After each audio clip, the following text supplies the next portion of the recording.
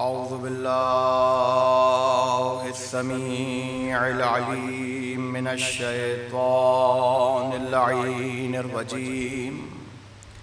बिस्मिल्लाहिर रहमानिर रहीम। अल्हम्दुलिल्लाहि अला मा अनअमा वलहुश्शुक्रु अला मा अलहमा वस्सनाउ बिमा क़द्दमा मिन उमूमि निअमिन इब्तदाहा वसुबूग़ि आलाइन अस्दाहा व तमामि मिननिन वालाहा जम्अनिल इहसाइ अददुहा व नाअनिल जज़ाइ यमदुहा व तफ़ावत अनिल इदराक यबदुहा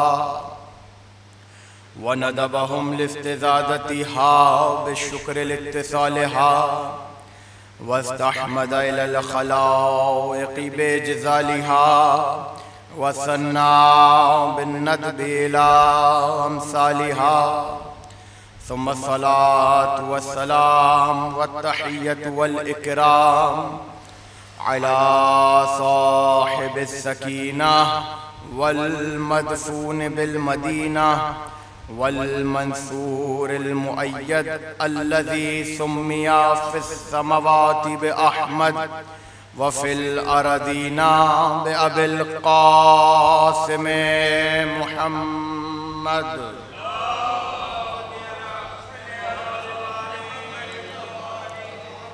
व अहले बैतिहि त्वय्यबीन त्वाहिरीन अल-मासूमीन अल-मज़लूमीन सिय्यमा हुज्जतुल्लाहि फ़ी अर्दिहि व ऐनुल्लाहि फ़ी ख़ल्क़िहि व नूरुल्लाहि अल्लज़ी यहतदी बिहिल मुहतदून व युफ़र्रजु बिही अनिल मुअ्मिनीन व गौसुल मुस्तगीसीन वल मलहूफ़ीन आनी अल इमाम अल महदी मिन आल यासीन।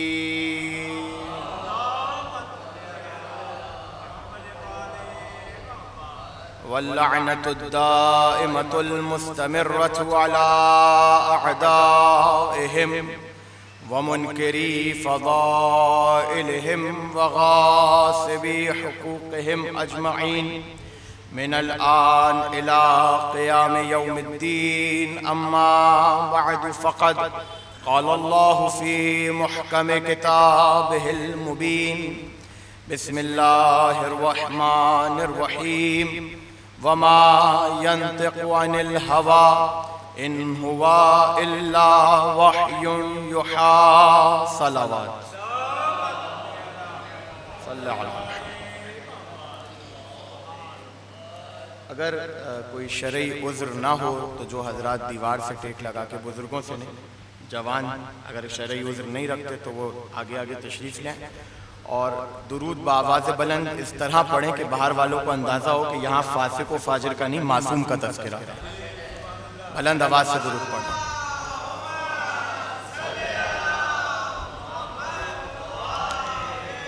मजलिसे शहादत रसूल खुदा और इमाम हसन मुश्तबा सल्लल्लाहु अलैहि व आलिहि, इस इमाम बाड़े में आप हजरात जिस आयत के ज़ेल में गुफ्तगू को समाअत फरमा रहे हैं वो आयत मशहूर व मारूफ आयत और सूरह नज्म की तीसरी और चौथी आयत कि जिसमें परवरदिगार ने आगाज़ कलाम यूँ किया कि वन नज्म इज़ा हवा मा ज़ल्ला साहिबुकुम वमा गवा वमा यंतिक़ु अनिल हवा इन हुवा इल्ला वह्युन युहा। कसम है सितारे की जो टूट कर गिरता है, तुम्हारा साहिब यानी पैगंबर अकरम, तुम्हारा साहिब ना ही गुमराह है ना ही भटका हुआ, बल्कि ये तो कलाम ही नहीं करता, जो कहता है वो वही के जरिए से कहता है। आप इससे पहले कि मैं गुफ्तगू को बाकायदा शुरू करूं, आयत के मिजाज को समझिएगा। इसका इको कम कीजिएगा। आयत के मिजाज को समझिएगा कि परवरदिगार पहले कसम खा रहा है एक ऐसे सितारे की, हवा जो टूट कर गिरा। कहीं परवरदिगार ने कसम खाई सूरज की, तो मुसलमानों ने सूरज तो देखा हुआ है। चांद की कसम खाई तो चांद देखा हुआ है।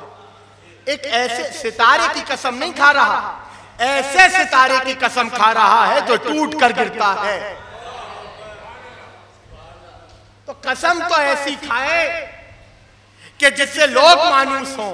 इसका मतलब यह है कि लोगों ने टूटता हुआ तारा कहीं तो देखा था, तभी तो कसम खा रहा है साहिबुकुम ज़ल्ला साहिबुकुम वमा गवा। ये तुम्हारा साहिब, और अजीब गरीब मिजाज में परवरदिगार ने गुफ्तगू की है, वमा ज़ल्ला साहिबुकुम वमा गवा। ये जो तुम्हारा साहिब है, ये जो पैगंबर है, ये जो नबी है, वो गुमराह नहीं है। मुझे नहीं मालूम कि आपने इस आयत को सुनने के बाद क्या नतीजा निकाला, लेकिन एक चीज जो मुझे समझ में आई वो ये कि परवरदिगार ने प्यार से नहीं कहा है लोगों को। भाई कुछ कहना चाह रहा हूं, साहिब का लफ्ज क्या है? साहिब का लफ्ज यानी साथी। तो नबी रहमत है कायनात के लिए, नबी है कायनात के लिए, रसूल है कायनात के लिए, लेकिन साहिब है सिर्फ मुसलमानों के लिए। कुछ कहना चाह रहा हूं, मा ज़ल्ला साहिबुकुम, तुम्हारा साहिब गुमराह नहीं है। इसका मतलब कि काफिरों से बात नहीं हो रही। थोड़ा सा बुलंद जवान, काफिरों से बात नहीं हो रही, मुशरिकों से बात नहीं हो रही, मुनाफिकों से बात हो रही है मुसलमानों से। वमा ज़ल्ला साहिबुकुम, तुम्हारा साहिब, तुम्हारा पैगंबर गुमराह नहीं है, तुम्हारा साथी गुमराह नहीं है। आपने गौर किया, परवरदिगार प्यार से नहीं कह रहा तुम्हारा साहिब गुमराह नहीं है, बल्कि जलाल के आलम में परवरदिगार कह रहा है उस सितारे की कसम जो टूट के गिरे, तुम्हारा साहिब गुमराह नहीं है। अब जुमला सिर्फ इतना कहना चाहता हूं, कोई तो नौबत ऐसी आई होगी कि खुदा को यह कसम खाकर दावा करना पड़ा। कोई तो नौबत ऐसी आई होगी कि परवरदिगार को कसम खाकर दावा करना पड़ा, वह नज्म इज़ा हवा, कसम है ऐसे सितारे की जो टूट कर गिरे। तुम्हारा साहिब ना ही गुमराह है, वमा गवा, और ना ही बहका हुआ है। वमा यंतिक़ु अनिल हवा इन हुवा इल्ला वह्युन यूहा, ये तो कलाम ही नहीं करता उस वक्त तक जब तक वही ना आ जाए। इसका मतलब क्या मामला है? और ये आयत नाजिल हो रही है नबी के आखिरी जमाने में। 13 साल मक्के में, 10 साल मदीने में, 23 साल की तबलीग में अगर अभी भी आयत उतरे और ये कहे कि तुम्हारा नबी बहका हुआ नहीं है, थोड़ा सा बुलंद हो, नतीजा आपके हवाले करने जा रहा हूं। अगर अभी भी कुरान को ये कसम खाकर कहना पड़े कि तुम्हारा नबी गुमराह नहीं है, बात भी ऐसी की और दावा भी परवरदिगार ने ऐसा किया जो मुहाल था, अक्लन मुहाल था।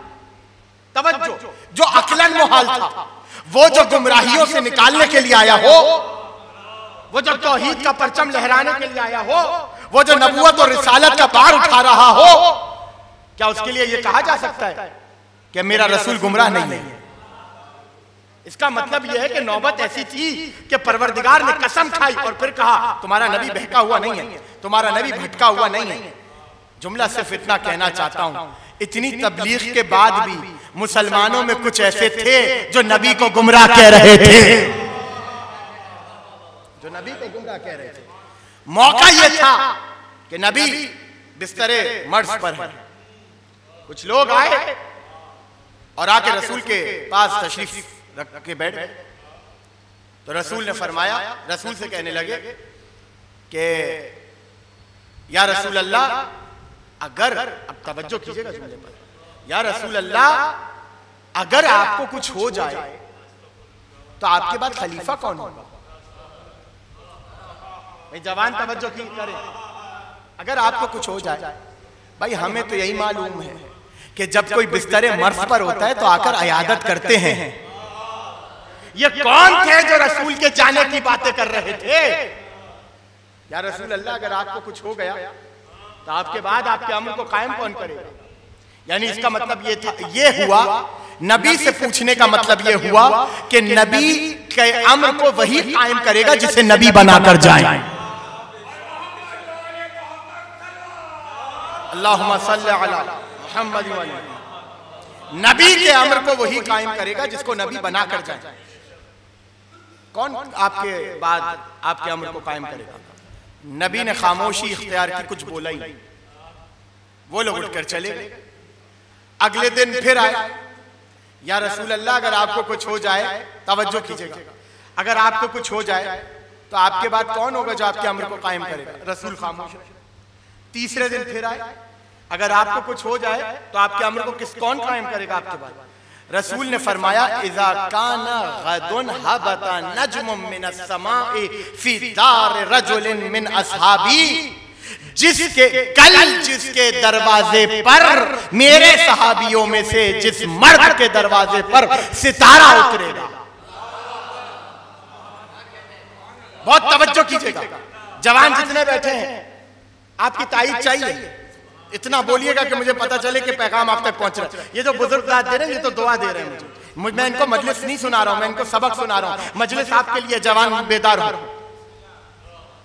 तो आकर कहने लगे कि कौन होगा आपके अम्र को कायम करेगा? रसूल ने कहा जिसके दर पर सितारा उतरे।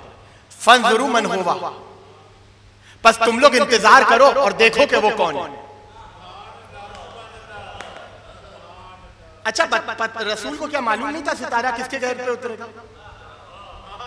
भाई कुछ कह रहा हूं, बेदार होइएगा। रसूल को क्या मालूम नहीं था कि सितारा किसके दर पर उतरेगा? मालूम था, फिर भी कहा कि कल मर्द के दरवाजे पर उतरेगा। कुछ याद आया आपको?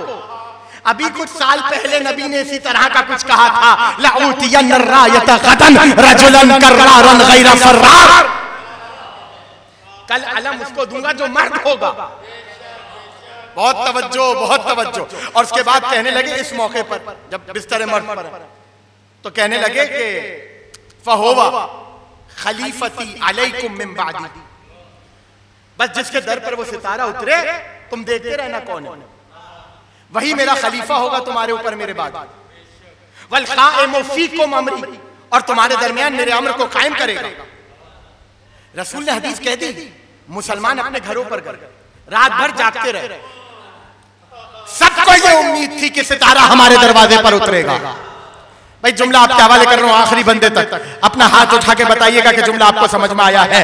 वहां रसूल ने कहा था कल अलम मर्द को दूंगा, तो सबको उम्मीद थी कि हमें मिलेगा।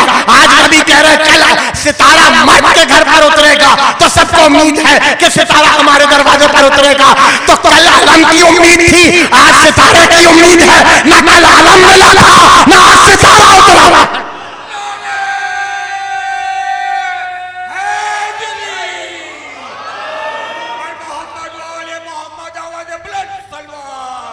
अल्लाहुम्मा सल्ली अला मुहम्मद व अली मुहम्मद। कल अलम की उम्मीद थी तो अलम नसीब नहीं हुआ, आज सितारे की उम्मीद है तो सब उम्मीद लगाए बैठे हैं कि ये सितारा हमारे दरवाजे पर उतरे।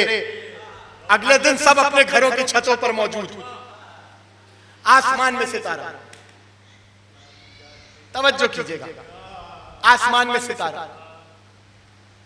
ये सितारा दूसरी बार उतर रहे अली के घर पर। भाई जिनको याद आ गया वो बोल गए। पहला मौका याद दिलाऊं, जब कहा था किसी ने आकर के सैयदा का रिश्ता किससे होगा, कहा जिसके दर पर सितारा उतरेगा। और अब मामला है खिलाफत का, तो कहा जिसके दर पर सितारा उतरेगा। यानी उस वक्त भी उम्मीद थी, अब भी उम्मीद है। अब मुझे नहीं मालूम ये जुमला आप कैसे सुनेंगे। सितारा किसके दर पर उतरा? सबको मालूम है किसके दर पर उतरा। तो जब मालूम है तो नाम लेने में शर्मा क्यों रहे हैं? किसके दर पर उतरा था सितारा? मौला के दर पर। किसके दर पर उतरा था? एक अली ही का तो नाम है जो पूरी दुनिया में जुर्रत से लिया जा सकता है। एक अली का तो नाम है जो पूरी दुनिया में जुर्रत से लिया जा सकता है। अली के दर पर सितारा उतरा। पहले किसके दर पर उतरा? अली के दर पर। यानी एक बात तो तय है, सितारे तो बहुत हैं। नहीं समझे आप? अरबी ज़बान में सितारे को कहते हैं नज्म। कुछ याद आया? सितारे तो बहुत हैं। हदीस याद आई? हदीस याद आई?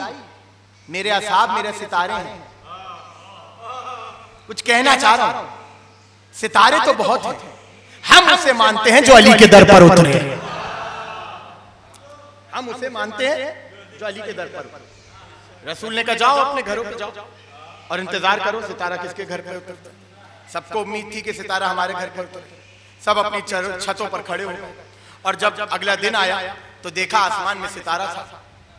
सितारे ने आहिस्ता आहिस्ता अपनी जगह को छोड़ना शुरू किया। आहिस्ता आहिस्ता सबकी नजरें सितारों पर, तवज्जो तवज्जो, सबकी नजरें सितारों पर। जिस तरह खैबर में सबकी नजरें आलम पर थीं, आज सबकी नजरें सितारों पर है। आहिस्ता आहिस्ता सितारे ने आसमान को छोड़ना शुरू किया। छोड़ता छोड़ता छोड़ता हजम बड़ा नहीं हो रहा, अपने हजम में जो दिख रहा था वही नीचे आ रहा था।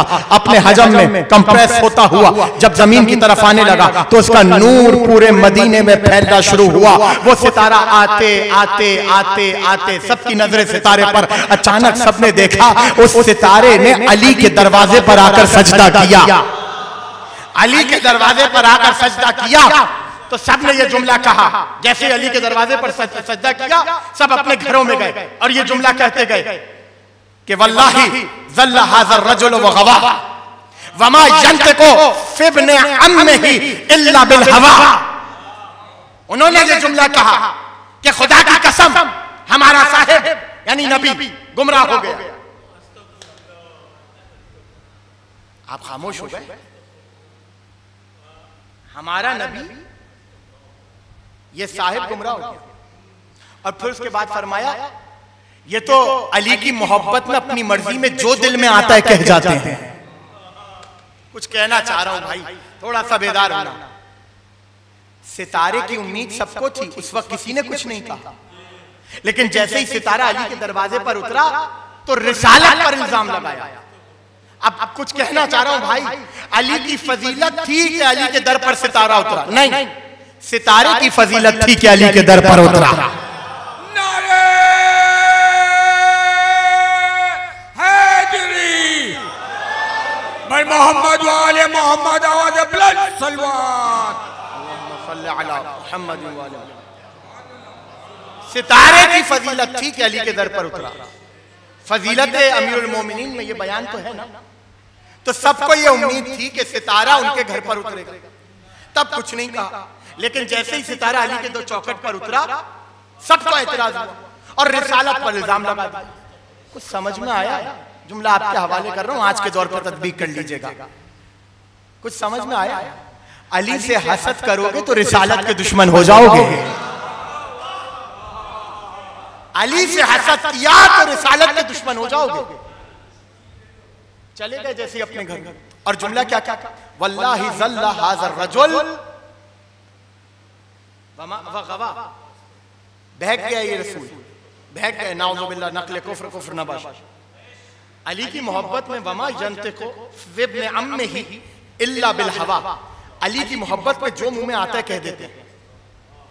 अपने चचाजाद भाई की मोहब्बत पे जो मुंह में आता कह दे। अभी ये जुमला कहना था कि परवरदिगार ने जिब्रील को भेजा आयतें लेकर, कहा जाओ जिब्रील ऐलान कर दो वन नज्म इज़ा हवा मा ज़ल्ला साहिबुकुम वमा गवा वमा यंतिकु अनिल हवा इन हुवा इल्ला वह्युन युहा। अब जुमला आपके हवाले कर रहा हूं। परवरदिगार ने ऐलान किया कि तुम कह रहे हो अली की मोहब्बत पे जो मुंह में आता है कह देते हैं, जो दिल में आता है कह देते हैं। परवरदिगार ने ऐलान किया याद रखो ये मोहब्बत, ये मोहम्मद उस वक्त तक कलाम नहीं करता जब तक वही ना आ जाए। तो याद रखो इसकी ज़बान से अली के फज़ाइल मोहम्मद नहीं पढ़ रहे, अल्लाह पढ़ रहा है। नारे हैदरी और मोहम्मद वाले मोहम्मद आवाज बुलंद सलवात अल्लाहुम्मा सल्ली अला मुहम्मद व आले। लिहाजा इस आयत ने मोहर लगा दी लिसाने मुस्तफा पर। इस आयत ने मोहर लगा दी कि मोहम्मद जो कहते हैं खुदा की मर्जी से कहते हैं। देखें, आपके हवाले करूं एक बहस ताकि बाद में लुत्फ पैदा हो सके। कौल का मतलब यह है कि जो बात माफिज ज़मीर हो वो जबान पर आ जाए। बहुत तवज्जो, बहुत तवज्जो, बहुत तवज्जो। कौल कहते हैं जो बात माफिज ज़मीर हो, जो इंसान के अंदर हो, वो जबान पर आ जाए। खुदा जाबजा कुरान में कह रहे हैं कुल, ए मेरे हबीब आप कहिए, तवज्जो कीजिएगा, कुल ए मेरे हबीब आप कहिए। कुल निकला है कौल से, यानी इसका मतलब क्या है? ए मेरे हबीब जो माफिज ज़मीर आपका है वो कहिए, जबान पर लाइए। कौल किसे कहते हैं? जो माफिज ज़मीर हो से जबान पे लाया जाए। खुदा कह रहे कुल ए मेरे हबीब आप कहिए, और कहना क्या है? वो जो अल्लाह ने कहा। अब जुमला कहने जा रहा हूं, अब कुल के बाद नबी जो कहेगा वो नबी का नहीं, अल्लाह का कौल है। अब जुमला आपके हवाले कर रहा हूं, जो खुदा की बात हो वो जिस जबान से सादिर हो उसे लिसाने मुस्तफा कहते हैं।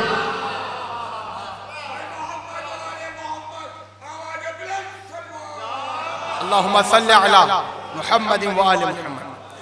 जो खुदा का कौल हो, खुदा जिस्म नहीं रखता, वो जिस्म और जिस्मानियत से मावरा है, लेकिन जिस्म तक अपने कौल को पहुंचाने के लिए उसको एक ऐसी लिसान चाहिए जो उसके कौल का बार उठा सके। तवज्जो, जो उसके कौल का बार उठा सके। लिहाजा वो जबान, वो नुक्त होगा मुस्तफा का, आदम से लेकर ईसा तक। मैं अपनी बात नहीं कर रहा। जब भी नबी का अगर तकाबुल भी होगा तो हमसे नहीं होगा, आदम से लेकर ईसा तक के होगा, उन नबियों से होगा। आदम से लेकर ईसा तक कोई नबी खुदा के कौल को और वही के बार को मुकम्मल नहीं उठा सकता था जिस तरह मुस्तफा ने उठाया। अगर वही के कौल को, वही के बार को ईसा उठा सकते तो दीन ईसा पर मुकम्मल होता। कुछ कहना चाह रहा हूं, बुलंद होइएगा।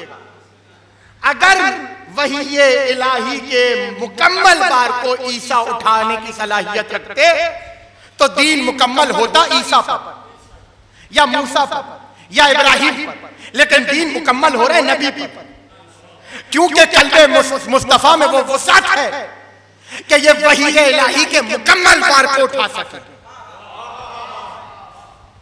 उसकी वजह यह है कि मुस्तफा का इल्म इस मंजिल पर है, तवज्जो, इस मंजिल पर है कि परवरदिगार अपने कौल को सुपुर्द कर रहे मुस्तफा के। मैं अपना कौल आपके सुपुर्द नहीं करूंगा जब तक आपको अमीन नहीं जानूंगा। आपका कौल खुद हवाले नहीं करूंगा अपने आप के जब तक अपने आप को आपका अमीन नहीं मानूंगा। कौल उसके सुपुर्द किया जाता है जो अमीन हो। रसूल अल्लाह के अमीन थे, अल्लाह के कौल के अमीन थे। लिहाजा जब भी कुरान में कहा वमा यंतिकु अनिल हवा इन हुवा इल्ला वही युहा, ये नबी उस वक्त तक कलाम नहीं करता जब तक वही ना आ जाए। इल्म मुस्तफा इस मंजिल पर है कि वही इलाही के बार को उठा सके, असरार इलाही के बार को उठा सके, असरार तौहीद के बार को उठा सके। तो ये कुरान क्या है? वही। ये कुरान क्या है? कौल। और कौल किसका है? परवरदिगार का। इस कौल के बार को उठाया है कल्बे मुस्तफा ने। देखिए, याद रखिएगा, मैं अपने कहने का जिम्मेदार हूं, आप अपने कहने के जिम्मेदार हैं। ना मैं अपने कौल की मुराद आपको बता सकता हूं, ना आपके कौल की मुराद मैं बता सकता हूं, ना मेरे कौल की मुराद आप बता सकते हैं। आप ये तो कह सकते हैं कि मौलाना का मतलब ये होगा शायद, लेकिन ये नहीं कह सकते कि मौलाना की मुराद ये है। तवज्जो कीजिएगा, मौलाना की मुराद ये। क्यों? इसलिए कि मैं अपने कौल का खुद जिम्मेदार हूं। खुदा के कौल के जिम्मेदार को कहते हैं मुस्तफा। वो मुस्तफा जो खुदा के कौल का जिम्मेदार है, जिसका कल्ब मुतहम्मिल है खुदा की वही का। तो जब तक खुदा का कौल जिंदा है, जरूरी है, जुमला आपके हवाले कर रहा हूं, क्योंकि ये कौल, इस कौल का बार किसने उठाया है? उस कल्ब में जहां ये नाजिल हुआ है। वो कल्ब के अलावा कोई कल्ब इतना मुतहम्मिल नहीं कि वो वही इलाही का बार उठा सके। लिहाजा जरूरी है, जुमला आपके हवाले करने जा रहा हूं, लिहाजा जरूरी है कि जब तक खुदा का कौल जिंदा है कोई ऐसा कल्ब होना चाहिए जो उसका बार उठा सके। ऐसा कल्ब होना चाहिए जो उस कौल का और उस वही का बार उठा सके।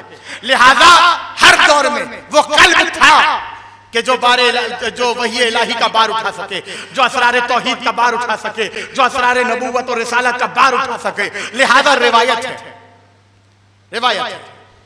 कि जब रसूल के पास अमीरुल मोमिनीन आते थे नबूवत और रिसालत के असरार पर गुफ्तगू करने के लिए, तो जैसे ही घर में आते थे और अज़वाजे नबी, हमारी जाने फिदा हो अज़वाजे नबी पर, जब वो देखती थी कि अली असरार रिसालत और नबूवत पर गुफ्तगू करने के लिए आए हैं, तो वो वहां से उठकर चली जाती थी। जानते हैं क्यों? कुरान ने एक लम्हे को महसूस किया। कोहे तूर पर गए हैं जनाब मूसा 70 अफराद को लेकर। कौन 70 अफराद हैं? बनी इसराइल। बनी इसराइल ने यह दावा डिमांड किया कि हमें खुदा को देखना है। वाकई आपका सुना हुआ, मूसा जानते कि खुदा नजर नहीं आएगा। तवज्जो, मूसा जानते हैं खुदा नजर नहीं आएगा, लेकिन अपने साथ 70 लोगों को लेके जा रहे हैं ताकि हुज्जत तमाम हो। वहां पहुंचे और कहा रब्बे अरनी अंजुर इलैका, ए परवरदिगार मुझे अपने आप को दिखा।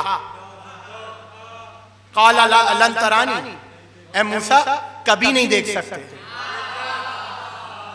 और फिर उसके बाद फरमाया वलाकिन उन्जुर इलल जबल, इस पहाड़ की तरफ देखो, इन इस्तक़र्र मकानहु फसौफ तरानी, अगर ये अपनी जगह पर कायम रहे तो तुम हमें देख लोगे। भाई बहुत तेजी से आगे बढ़ूंगा, मुझे मंजिल तक पहुंचना है। अगर ये अपने मकाम पर कायम रहे ये पहाड़ तो तुम हमें देख लोगे। ये कह दिया। अब मुझे एक बात बताइए, अगर वो पहाड़ अपनी जगह पर कायम रहता तजल्ली जाहिर होने के बाद, तो क्या खुदा को देखा जा सकता था? शर्त हमेशा वहां लगती है जहां मशरूत पॉसिबल हो। भाई मैं आपसे कहूं मिसाल के तौर पर कि मजलिस को आगे तब बढ़ाऊंगा जब आप बावाज़े बुलंद दुरूद पढ़ेंगे। अल्लाहुम्मा सल्ली अला मुहम्मद व अली। इसका मतलब यह है कि मशरूत पॉसिबल था तभी मैंने शर्त लगाई। अगर मशरूत पॉसिबल ना हो तो शर्त क्यों लगी? तवज्जो, अगर खुदा ये कह रहा है कि अगर ये पहाड़ अपनी जगह पर कायम रहे तो तुम हमें देख लोगे। मैंने रिवायत रोकी है, अली रसूल खुदा के घर आए रिसालत के असरार पर गुफ्तगू करने के लिए। अगर ये पहाड़ अपनी जगह पर रहा तो तुम हमें देख लो। इसका मतलब यह कि खुदा को देखा जा सकता है, तभी तो शर्त लगा रहा है। भाई कुरान की आयत है, मैं रिवायत नहीं सुना रहा जो आपका ज़ईफ है।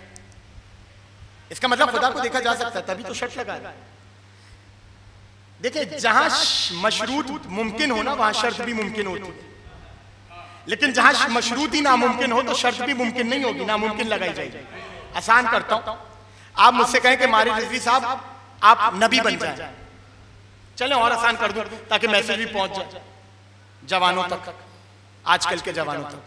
आप मुझसे आकर कहें मारिफ रिजवी साहब आप अब्बास इब्ने अली बन जाए, मैं कहूं ठीक है, अगर दिन और रात एक हो जाए तो मैं अब्बास इब्ने अली बन जाऊं।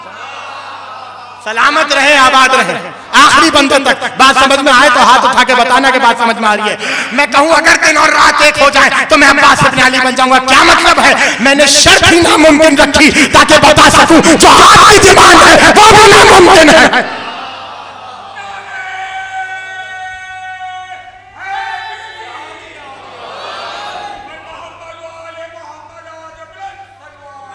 अल्लाहुम्मा सल्ली अला मुहम्मद व आले मुहम्मद। बहुत तेजी से आगे बढ़ना है मुझे। इसका मतलब यह हुआ कि परवरदिगार ने जो शर्त लगाई थी वो ही नामुमकिन थी, क्योंकि मशरूत नामुमकिन है।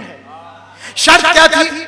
अगर हमारी तजल्ली के बाद ये पहाड़ अपनी जगह पर कायम रहे तो तुम हमें देख लोगे।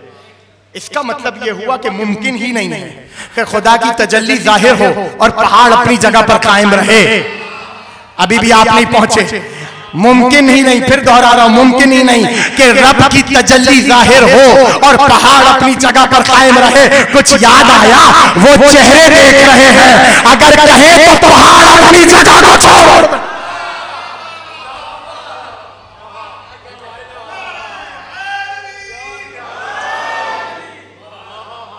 तो क्या हुआ? वो 70 हवारी बनी इसराइल के जो गए थे अफराद साथ जनाब मूसा के हलाक हो गए, मर गए। जनाब मूसा को गश आ गया। अजीब सी बात नहीं है, वो मर गए, मूसा को सिर्फ गश आया। अपना नबी था तो सिर्फ गश आया। बात यह नहीं है कि अपना नबी था तो सिर्फ गश आया, बात यह है कि तजल्ली थी परवरदिगार की, जिसका जितना ज़र्फ था उसके ऊपर उतना असर हुआ। वाज़ेह, जिसका जितना ज़र्फ था, तो तजल्ली थी परवरदिगार की, हलाक हो गए। उस तजल्ली का पार नहीं उठा सके। तो जहां रब की एक तजल्ली जाहिर हो, नसरानियों का वाकया मैंने आपका मुबाहिले का आपके हवाले कर दिया, जहां रब की एक तजल्ली जाहिर हो वहां हलाक हो जाए वो लोग जिनका ज़र्फ मुतहम्मिल ना हो उसे सुनने का और देखने का। जिस हुजरे में मोहम्मद और अली एक साथ बैठे हों, अज़वाज वहां से उठ के चली जाती थी, क्योंकि असरार रिसालत की बातें होती थी। भाई बैठे वो जो बर्दाश्त कर सके। लेकिन इसके बिल्कुल बरक्स, जब रसूल जाते थे अली के घर पर, तो ना फातिमा उठकर जाती थी, ना हसन उठकर जाते थे, ना हुसैन उठकर जाते थे। तो अब जुमला आपके हवाले कर रहा हूं, जो बैठे रहे उनको पर भी सलाम, और जो उठ के गई अज़वाज रसूल पर हमारा सलाम। उन्होंने मजमे से उठकर बताया कि अज़वाज नबी और है, अहले बैत नबी और।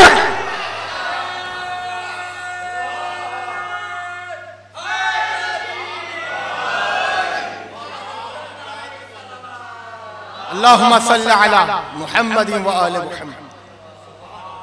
तो जहां जहां तक इल्म मुस्तफा सफर कर रहा, वहां तक कुव्वते हमले वहीये इलाही सफर करेगी।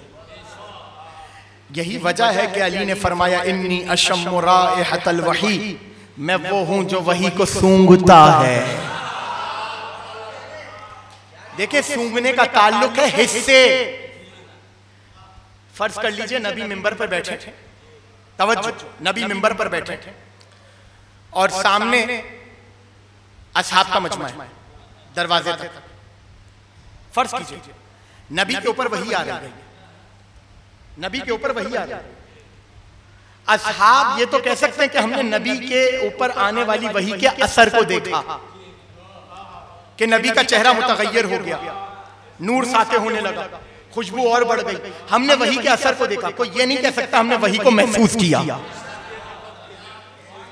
सिवाय अली के किसी में इतनी जुर्रत ही ना थी कि वो ये कह सके कि मैंने वही को महसूस किया। बहुत तवज्जो, किसी में इतनी जुर्रत नहीं थी कि वो ये कहे कि मैंने वही को महसूस किया। लिहाजा चले और चलते चलते हसन को उठाया गोद में, और गोद में उठाकर जुमला का फ़इन्नल हसन, ये जो मेरा बेटा हसन है, इब्नी व वलदी व मिन्नी, ये मेरा बेटा है, ये मुझसे है, व कुर्रतु ऐनी, मेरी आंखों की ठंडक है, व ज़ियाउ क़ल्बी, मेरे सीने की रोशनी है। कुछ कहना चाह रहा हूं, मेरे कल्ब की रोशनी है, वो कल्ब के जिसके ऊपर वही उतर रही है, कहां बैठे हैं, उसकी ज़िया को कहते हैं हसन इब्न अली। व समरतु फुआदी, मेरा मेवा जान है। और फिर उसके बाद फरमाया कि हुवा सय्यदु शबाब अहलिल जन्ना, जवानाने जन्नत का सरदार है मेरा बेटा। व हुज्जतुल्लाहि अलल उम्मा, इस उम्मत में खुदा की हुज्जत है हसन इब्न अली। अब उसके बाद नबी ने जुमला का पूरी तकरीर, जिसके ज़हन में इस जुमले का लुत्फ लेगा, फरमाया अम्रुहु अमरी व कौलुहु कौली, इसका अम्र इसका नहीं मेरा, और इसका कौल इसका नहीं मेरा।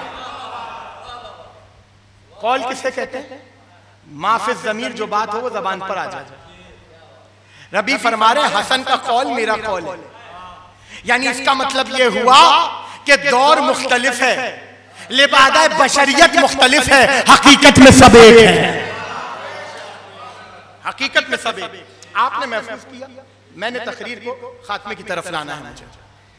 लिहाजा वारिस हैं नुत्क़े रसूल के कौन? अली। हसन, हुसैन और हर इमाम जो सुल्बे मेहदी में मौजूद हैं और खुद जनाब मेहदी सलामुल्लाह अलैहिम अजमाइन, अल्लाहुम्मा सल्ली अला मुहम्मद। लिहाजा ये एक अलग मौजू है कि आइम्मा के नुत्क का हर दौर में क्या मरहला था और हुकूमतों ने इनका फायदा कैसे उठाया। लिहाजा इमाम का दौर है, किसी ने मशवरा दिया है किसी को, नाम याद नहीं मुझे कौन था, नाम याद नहीं है या इस काबिल नहीं है कि मिंबर से लिया जाए। किसी ने किसी को मशवरा दिया, अपनी हुकूमत को मजबूत करना चाहते हो तो हसन इब्ने अली को मिंबर पर बुलाओ। कहा क्यों मिंबर पर बुलाए? कहा इसलिए मिंबर पर बुलाओ कि सुना है कि हसन इब्ने अली मजमे में शर्माते हैं, कलाम करने से शर्माते हैं, तो उससे होगा क्या? कहा वो मजमे को देखेंगे, जो जहन में होगा भूल जाएंगे, तेरी हुकूमत मजबूत हो जाएगी। हर दौर ने कोशिश की है, हर दौर की हुकूमत में कोशिश की है कि अहले बैत को दरबार में बुलाकर रुस्वा करे, नाउज़ु बिल्लाह, लेकिन जब जब बुलाया है खुद रुस्वा हुई है, खुद जलील हुई है। बुलाया, या अबा मोहम्मद आइए मिंबर पर आइए। इमाम मिंबर पर तशरीफ लाए। वो जो ये समझ रहे थे कि इमाम बोल नहीं सकेंगे, इमाम ने फरमाया मन आरफनी फ़क़द आरफनी व मन लम यारिफनी फ़अनल हसन इब्न अली। जो मुझे जानता है वो तो जानता है, जो नहीं जानता वो आज जाने।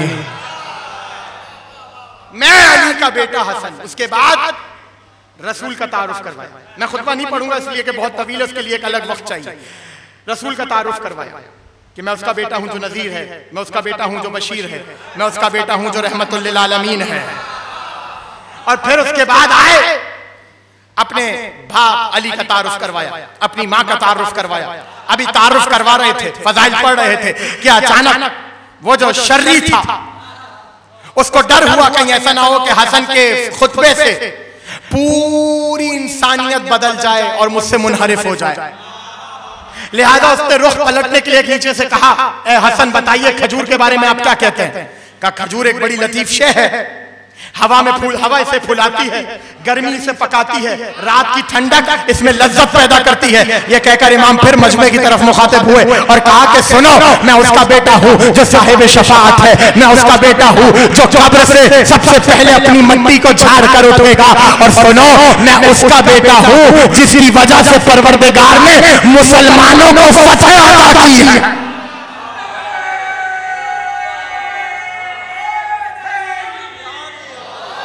आपने नारा लगाया, अब जुमला आपके हवाले कर रहा हूं, अगर नारा लगाना हो तो जुमले पे लगाइएगा।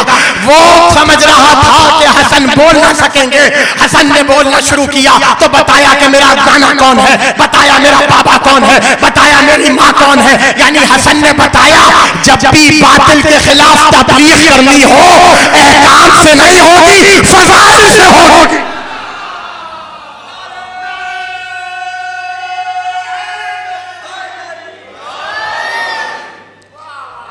खुतबा दिया और उसके बाद उसने कहा कि मिंबर से नीचे आइए, जितना बयान करना था कर दिया। हसन नीचे आया। अभी जब हसन खुतबा दे रहे थे ना, वो जिसने मशवरा दिया था वो बराबर में खड़ा था। जिसको मशवरा दिया था उसने उसकी तरफ देखा और देखकर कहा खूब किया तुमने, मुझे मेरे ही दरबार में जलील करवा।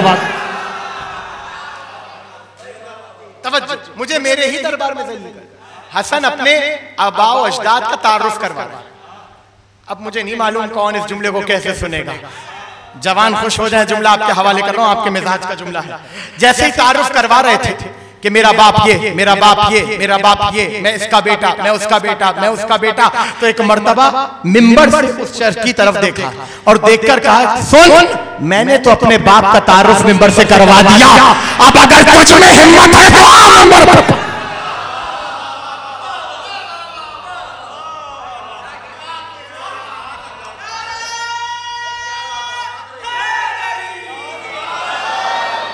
मेंबर से नीचे उतरे हसन। अभी नीचे उतरे कि एक शख्स मजमे को चीरता हुआ आगे बढ़ा हसन पर और हसन के बाप पर सब वो शितम करता हुआ अभी आगे बढ़ ही रहा था, सब वो शितम करता हुआ, बुरा भला कहता हुआ। हसन ने उसकी तरफ देखा और कहा, इन हाथी अला तस्तहीन अन तक़दी बैन रिजाल, मर्दों के मजमे में आते हुए शर्म नहीं आई?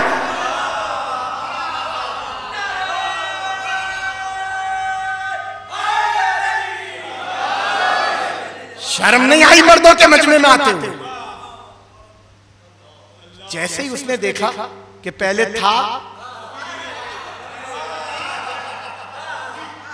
फौरन ये है नुत्के रसूल, जुमला आपके हवाले कर रहा हूं। हसन ने नमाज नहीं पढ़ी थी, दुआ नहीं मांगी थी, तस्बीह नहीं रोनी थी कि परवरदिगार औरत बना दे। जैसे ही गुस्ताखी की, हसन ने कहा मजमे में आते हुए शर्म नहीं आती? यानी हसन ने बताया जो मर्द हमारी मुखालफत करे भले मर्द नजर आता हो, अंदर से औरत होता।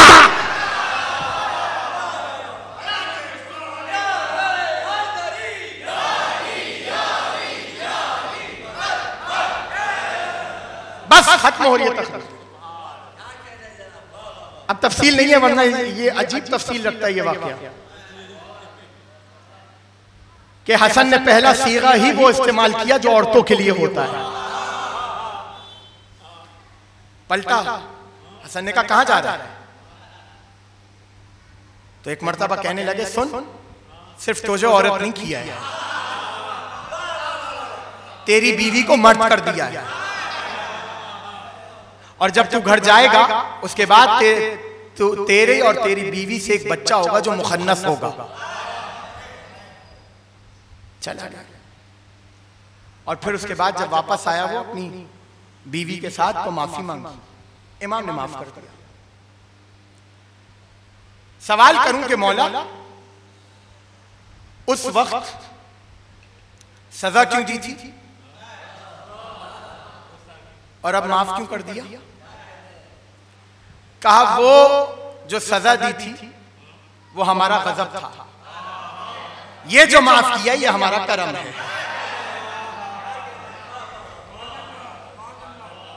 करम जिनकी घुट्टी में मौजूद है। खत्म हो गई तकरीर। तो नुत्के रसूल था जो लिसाने हसन से जारी हो रहा था, जिसकी तजल्लियां हसन इब्न अली दिखा रहे थे। कौलुहु कौली, इस हसन का कौल मेरा कौल है। तो अब हसन जब भी जो भी कहेंगे वो रसूल का कौल होगा। और फिर हदीस इरशाद फरमाई कि सर से लेकर नाफ तक हसन मेरी शबीह है, नाफ से लेकर कदमों तक हुसैन मेरी शबीह। फरमाया लम्मा नज़रतु इलैहि तज़क्करतु मा यजरी अलैहि।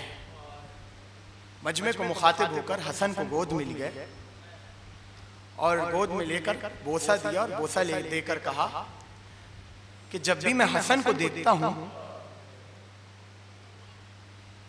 एक सोच में गुम हो जाता हूं,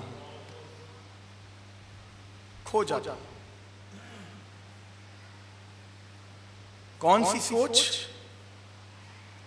किस बात के गौर और फिक्र में रसूल आप गुम हो जाते हैं? मा यजरी अलैहि, जो कुछ मेरे बेटे के साथ होगा।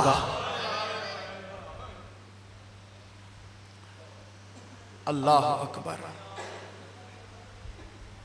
हाँ अजीजों, ऐसा ताल्लुक था हसन का अपने नाना से कि जिस दिन रसूल रुखसत हुए हैं दुनिया से,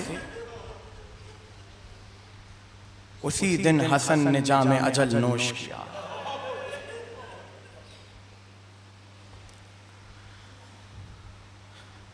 आलम यह है, देखिए याद रखिएगा, कुछ मसाइब ऐसे हैं जो रसूल और इमाम हसन के मुश्तरक हैं। उनमें से पहले मुसीबत यह है कि मासूम की हदीसों में मौजूद है कि तलवार का जख्म इतना कारी नहीं होता जितना जबान का जख्म होता।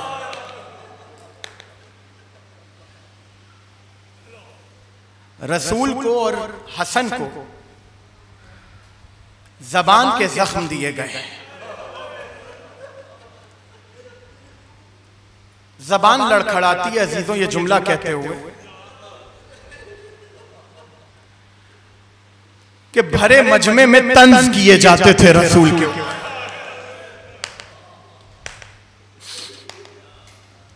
अल्लाह अकबर, अल्लाह अकबर। यही आलम था कि खैमे में हसन नमाज पढ़ रहे थे कि किसी ने दरे खैमा पर आकर आवाज दी, अस्सलामु अलैका या मुज़िल्लल मुमिनीन, ए मोमिनों को रुस्वा करने वाले आप पर सलाम। अल्लाह अकबर। अज़ादारों, दो शहादतें हैं, मसाइब तवील होंगे लेकिन थकिएगा मत। अपनी आवाजों को जिस तरह बुलंद किया है और बुलंद करते जाइए, इसलिए कि आज सैयदा को दो शख्सियात का पुरसा देना है। एक उनके बाबा का पुरसा देना है और एक उसका पुरसा देना है जिसे चक्कियां पीस पीस के पास।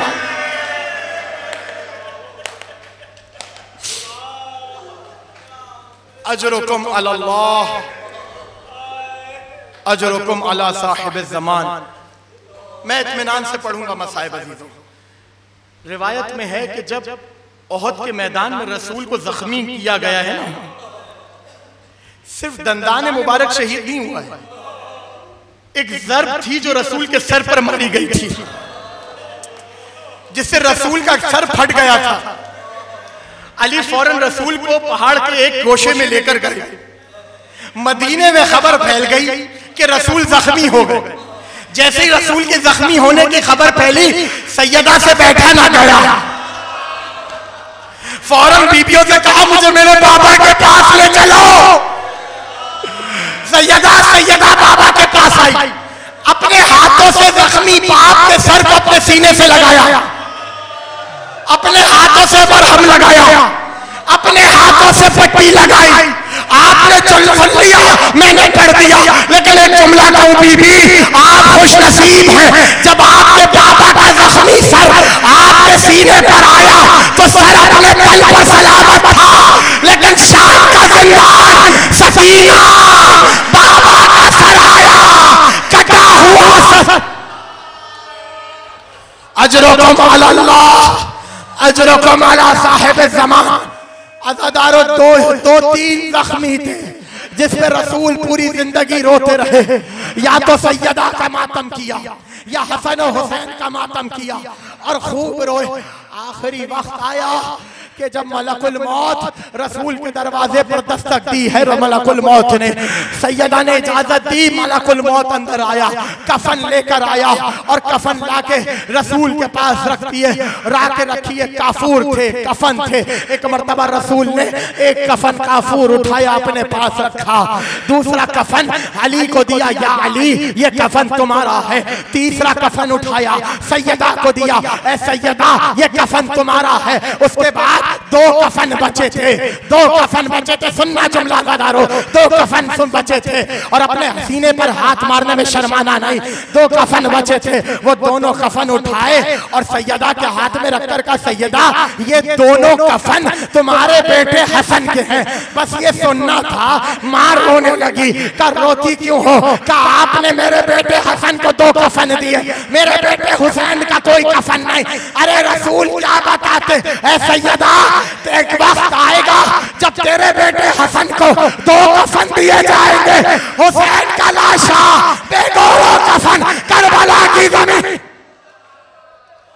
अजरुकुम अल्लाह, अजरुकुम अला साहिब ज़मान। आवाज़ों को बुलंद रखना, आवाज़ों को बुलंद रखना। चले गए रसूल इस दुनिया से। वो वक्त आया कि जब रूम से जहर मंगाया गया। अज़ादारों, जानते हो 7 मरतबा तुम्हारे और मेरे मौला हसन को जहर दिया गया है। 7 मरतबा। हर दफा जब जहर मिलता था, मेरा मौला रसूल की कब्र पर जाता था और जाकर अपने सीने को रसूल की कब्र से मस करता था, शिफा मिलती थी, इमाम वापस आते थे। अज़ादारों, जानते हो ये जो आखिरी जहर मिला है ना मेरे मौला को, जो जुमला सुन सको उनके लिए जुमला कह रहा हूँ। अभी भी जिनको रोना नहीं आया इस हदीस को याद कर लेना कि तुम्हारा छठा इमाम फरमाता है अल्लाहुम्मा रहम तिलका सरहतल्लती कानत लना, परवरदिगार उन चीखों पर रहमत नाजिल फरमा जो हमारी मुसीबत में बुलंद होती।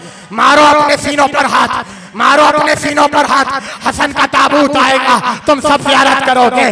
जब आखिरी जहर मिला है ना हसन को, रिवायत कहती है रसूल की कब्र पर जाना चाहते थे, लेकिन जैसे ही खड़े हुए मुंह के बल जमीन पर गिर गए।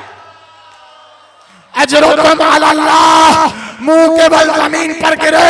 हसन की हिम्मत ना थी कि हसन अपने नाना की कब्र तक जाते। एक मर्तबा आती उम्मे फरवा, जल्दी से मेरी बहन ज़ैनब को बुलाओ, मेरी बहन ज़ैनब को बुलाओ।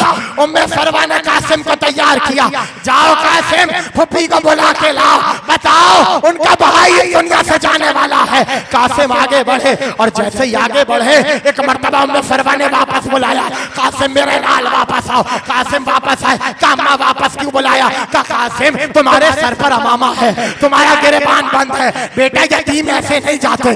सर से अमामा उतारा, गिरेबान को चाक किया, मैं जब कहूँगा ताबूत आएगा। गिरेबान को चाक किया और चाक करके कहने लगे जाओ कासिम, यतीम ऐसे जाते हैं। मैं हाथों को जोड़ू बीबी, आप बड़ी खुशकिस्मत हैं, आपने अपने बच्चे को यतीमी का लिबादा खुद पहनाया।